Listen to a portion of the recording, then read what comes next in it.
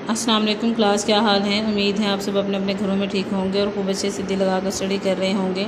तो बच्चे, आज जो है वो हमारा टॉपिक बरसगीर के मुसलमानों की मजहबी, सकाफ़ती, समाजी और माशी महरूमी के हवाले से दो कौमी नज़रिया की इब्तदा और इर्तिका की वजाहत जो है वो पढ़ेंगे। तो सबसे पहले जो है वो हम पढ़ते हैं दो कौमी नज़रिया के दो कौमी नज़रिया क्या है। उसके बाद हम पढ़ेंगे इसकी इब्तदा और इर्तिका की वजाहत। दो कौमी नज़रिया से मुराद ये है कि बरसगीर पाको हिंद में दो बड़ी कौमें हिंदुस्तान और मुसलमान आबाद हैं। ये दोनों कौमें सदियों तक एक दूसरे के साथ रहने के बावजूद आपस में घुल मिल ना सकें। दो कौमी नज़रिया की बुनियाद मुसलमानों का अलहदा तशख़्ख़ुस है कि अलहदा शनाख्त है। पाकिस्तान दो कौमी नज़रिए की बुनियाद पर कायम हुआ। ये दो कौमी नज़रिया का नस्बुल ऐन ये था कि असल मकसद ये था कि इस्लाम के दो कौमी तसव्वुर की बुनियाद पर हिंदुस्तान में मुसलमानों की एक ऐसी आज़ाद रियासत कायम की जाए जिसमें रहते हुए वो अपनी इनफरादी और इज्तिमाई ज़िंदगी इस्लामी असूलों के मुताबिक गुजार सकें।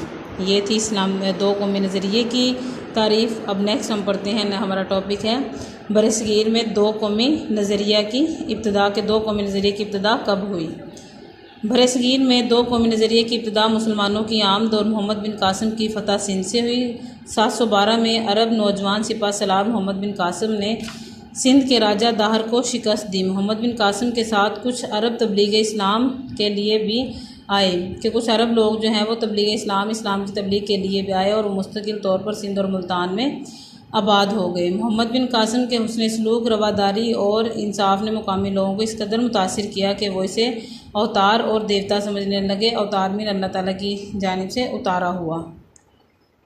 तबलीग करने वालों ने इन लोगों को इस्लाम की सीधी, सच्ची और तौहीद की राह दिखाई और ये लोग खुशी से दायरा इस्लाम में दाखिल हो गए। इसके बाद गज़नी दौरे हुकूमत शुरू होता है जो 1003 से 1206 तक मुहित है। इस दौर में मौजूदा पाकिस्तानी इलाकों में फ़ारसी ज़ुबान ने रवाज पकड़ा और इस्लामी तहजीब के नक्शे जो हैं वो गहरे किए। 1206 में कुतुबुद्दीन ऐबक ने सल्तनत दिल्ली की बुनियाद रखी। सल्तनत दिल्ली का दौरे हुकूमत 1526 तक रहा, जिसमें ख़ानदान गुलामा, ख़ानदान खिलजी, ख़ानदान तुगलक, सादात और लोधी ख़ानदान ने हुकूमत की। 1526 में ज़हीरुद्दीन बाबर ने दिल्ली में मुग़लिया सल्तनत की बुनियाद रखी जो कि 1857 तक कायम रही। मुग़लिया दौरे हुकूमत में बाबर, हुमायूं, अकबर, जहांगीर, शाहजहां और औरंगज़ेब मशहूर हुक्मरान थे। आखिरी मुग़ल हुक्मरान बहादुर शाह ज़फ़र को अंग्रेज़ों ने 1757 की जंग आज़ादी में शिकस्त देने के बाद रंगून में कैद कर दिया, जहां वो बाद में इंतकाल कर गए और वहीं दफन हुए। तो ये बरसगीर में बच्चे दो कौमी नज़रिए की इब्तदा थी।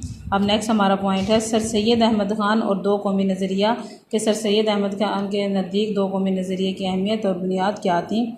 अंग्रेज़ों के हिंदुस्तान पर कब्ज़े के बाद जिस शख्सियत ने सबसे पहले मुसलमानों को अलहदा कौम करार दिया वो सर सैयद अहमद ख़ान थे। इब्तिदा में सर सैयद अहमद ख़ान मुत्तहिदा कौमियत के हामी थे कि एक ही कौमियत के हामी थे, लेकिन जब 1857 की जंग आज़ादी के बाद हिंदू अंग्रेज़ों के ज़्यादा करीब हो गए तो सर सैयद को यह एहसास हुआ कि हिंदू कभी मुसलमानों के दोस्त नहीं हो सकते। 1867 में बनारस में उर्दू हिंदी तनाज़ा के मौके पर आपने ये वाज़ेह ऐलान किया कि मुसलमान और हिंदू अलग अलग कौमें हैं। इसके बाद इन्होंने मुसलमानों की तालीमी और सियासी मैदान में तरक्की के लिए जद्दोजहद की कि इन्होंने मुसलमानों की तालीमी और सियासी मैदान में बच्चे बहुत ज़्यादा कोशिश की और बहुत ज़्यादा जद्दोजहद का आगाज़ किया। इस सिलसिले में तालीमी तरक्की के लिए MAO हाई स्कूल और कॉलेज का क़याम अहम इक़दाम थे। इसी तरह 1885 में सर सैयद ने मुसलमानों को सियासी जमात कांग्रेस में शमूलियत से मना करके इनके सियासी हकूक़ को तहफ़्फ़ुज़ किया। इसके बाद सर सैयद ने मोहम्मदन एजुकेशनल कॉन्फ्रेंस का प्लेटफॉर्म मुहैया करके मुसलमानों की सियासी तरक्की के लिए रास्ता हमवार किया कि सियासी तरक्की के लिए रास्ता जो है वो बराबर किया। उसके बाद नेक्स्ट हमारा पॉइंट है चौधरी रहमत अली और दो कौमी नज़रिया के चौधरी रहमत अली ने जो है वो दो कौमी नज़रिए के हवाले से क्या इक़दाम किए। चौधरी रहमत अली इस्लामिया कॉलेज लाहौर के नामवर तालिब इल्म थे। जनवरी 1931 में इन्होंने कैम्ब्रिज कॉलेज में कानून के शोबे में आला तालीम के लिए दाखिला लिया। 1933 में आपने लंदन में पाकिस्तान नेशनल मूवमेंट की बुनियाद रखी है। 28 जनवरी 1933 को इन्होंने अब या फिर कभी नहीं, नाव और नेवर के अनवान से 4 सफ़ात पर मुश्तमिल किताबचा जारी किया, जो तहरीक पाकिस्तान के लिए मजबूत दीवार साबित हो और बरसगीर के मुसलमानों के साथ साथ दीगर कौमें भी लफ्ज़ पाकिस्तान से आशना हुई। चौधरी रहमत अली ने दो कौमी नज़रिए की वजाहत करते हुए फरमाया, बरसगीर में कई कौमें आबाद हैं। इनमें दो बड़ी कौमें हिंदू और मुसलमान हैं, जो सदियों से एक दूसरे के साथ रहने के बावजूद आपस में घुल मिल नहीं सकी। उनके बुनियादी असूल और रहन सहन के तरीके एक दूसरे से इस कदर मुख्तलिफ हैं कि सैकड़ों बरस की हमसायगी के एक दूसरे के साथ रहने और एक हुकूमत के ज़रिए साया रहने के बावजूद उनमें मुश्तरका कौमियत का तस्वुर पैदा ना हो सका कि एक दूसरे के साथ ये सदियों तक एक ही हुकूमत में रहने के बावजूद भी जो है वो एक ना हो सके। उसके बाद हमारा नेक्स्ट पॉइंट है हिंदुस्तान में मुसलमानों की माशी महरूमी, कि हिंदुस्तान में मुसलमानों को माशी हवाले से किस तरह महरूम किया गया। इसका फर्स्ट पॉइंट है, अंग्रेज़ों ने ईस्ट इंडिया कंपनी 1600 में कायम की। कंपनी हिंदुस्तान में ऐसी माशी पॉलिसियाँ बनाती थी जिसका ज़्यादा से ज़्यादा माली फ़ायदा खुद अंग्रेज़ों को होता था, कि अंग्रेज़ अपने फ़ायदे के लिए ही ऐसी पॉलिसियाँ बनाते जिनका फ़ायदा अंग्रेज़ों को ही होता था। अंग्रेज़ों ने अपनी सनत और तिजारत के तहफ़्फ़ुज़ के लिए हिंदुस्तान के अवाम पर भारी टैक्स लगाए, जिससे मुसलमान भी मुतासिर हुए।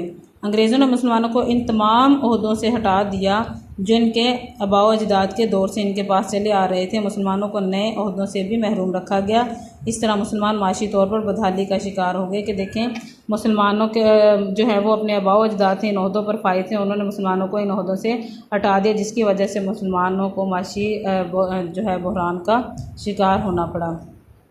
अंग्रेज़ों ने हिंदुओं को मामूली ओहदों से तरक्की देकर आला ओहदों तक पहुंचा दिया, कि मुसलमानों को जो है वो ओहदों से हटा दिया और हिंदुओं को जो है वो छोटे ओहदों से बड़े ओहदों पर फाइज कर दिया।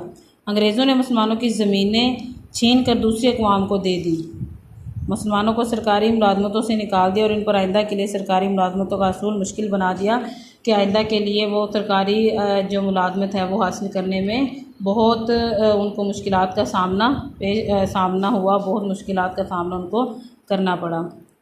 अंग्रेज़ों के दौर में बंगाल में अमन व अमान की खराबी के बायस मुनासिब ज़राअत न होने से जनास की किल्लत हो गई, कमी हो गई।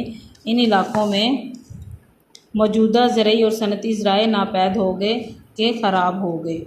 बंगाल में रेशम और सूत के कारीगर और ताजर दूसरे शहरों की तरफ चले गए। तिजारती माल की नकलो हमल पर जगह जगह महसूल मीन टैक्स देने से माल की कीमत बहुत ज़्यादा बढ़ गई, जो ख़रीदारों की क़ुव्वत ख़रीद से कहीं ज़्यादा थी। इससे तिजारत बहुत मुतासिर हुई। इस तरह दूसरे अक़वाम के साथ साथ मुसलमानों को भी बहुत ज़्यादा नुकसान उठाने पड़े। ईस्ट इंडिया कंपनी के नए टैक्सों के बायस किसानों पर महसूल बचे मीन टैक्स की शरह बढ़ गई। इस तरह अंग्रेज़ों के हाथ मुकामी ज़राअत को सख्त नुकसान पहुँचा, कि अंग्रेज़ों के हाथों से मुकामी ज़राअत जो थी उसको बहुत ज़्यादा नुकसान हुआ। तो बच्चे आज जो है वो हमने दो कौमी नज़रिए की इब्तिदा और इर्तिका की वजाहत जो है वो पढ़ी। आपने इनको अच्छे से याद करना है, याद करके नीट नोटबुक पर राइट करके आपने इसको ग्रुप में शेयर करना है। इंशाल्लाह नेक्स्ट लेक्चर में मिलेंगे, तब तक के लिए इजाज़त दीजिए। अल्लाह हाफिज़।